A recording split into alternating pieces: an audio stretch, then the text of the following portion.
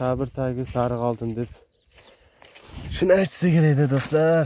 Mana alhamdulillah 7 yil deganda mana shu 7 yil dehqonni sabri shunday bo'lsin-da mana. Xudo xolasa bular 3 yil 4 yil davomida hosil beradi xudo xolasa. Mana 5 quloq 6 quloq kavraklarimiz. Mana bu kavrangiz xudo xolasa 2024-yil hosil bergan.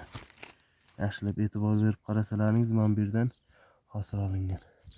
Chindan ham kavrak o'simligidan bir kunda 300 dollar 200 dollar topsa bo'ladi. Sizlar bilan eksperiment qilib ko'ramiz xudo xolasa.